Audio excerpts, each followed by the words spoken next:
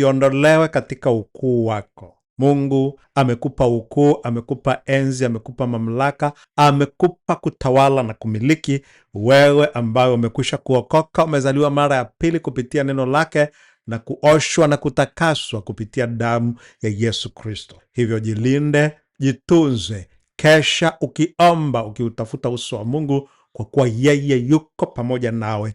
Nao ya kupasa kusimama katika dhamu yako, ukimuinua, ukimtukuza, ukimbariki, ukimsifu na kumwabudu yeye. Leo ni mkesha, saa 5 kamili usiku hadi saa 9:30 alfajiri. Na jinsi ya kushiriki mkesha huo, andika neno na kesha, tuma kuja kwa namba hii ya 0755 700 nawe utapata maelekezo ya kina zaidi.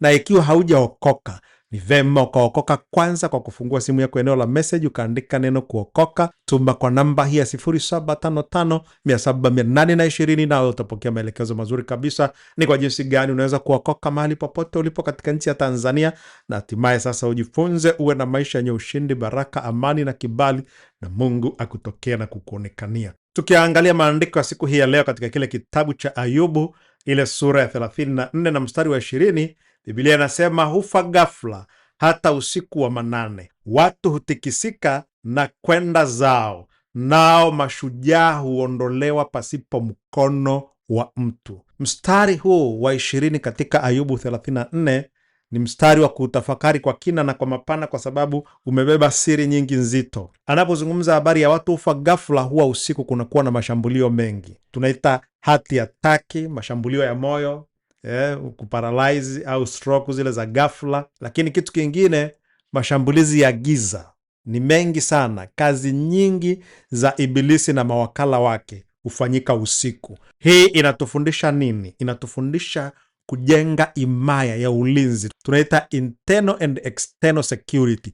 Ulinzi wa ndani kwenye mioyo yetu, kuwa na uhusiano mzuri na Mungu na kuwa na kibali mbele za Mungu, lakini na ulinzi wa nje, sisi wenyewe kusimama katika zamu kama jeshi, kuomba, kukemea, kuvunja, kuharibu na kuteketeza kila kazi ya giza chini ya mbingu. Ukimsoma Yeremia ile sura ya 1 mstari wa 10, nafikiri unaweza kusoma kwa kutafakari binafsi, unaweza kupata siri nyingi sana zilizoko katika Yeremia, kazi ya Yeremia aliyowekwa kuifanya, kubomoa, kuharibu, kuteketeza, alafu kisha kupanda. Kwa hiyo na wewe unatakiwa katika mkesha huu wa kuto kuondolewa katika ukuu wako. Kuna ukuu Mungu amekupa, yamkini unafanya kazi. Je, ile kazi yako unailinda kwa maombi? Unafanya biashara yako unailinda kwa maombi? Au yamkini wewe unafanya uchumi wa aina yoyote, ni mfugaji, ni mkulima, chochote unachokifanya cha kukuingizia kipato, je, unakilinda kwa maombi ya masaa 24 angalau mara moja kwa wiki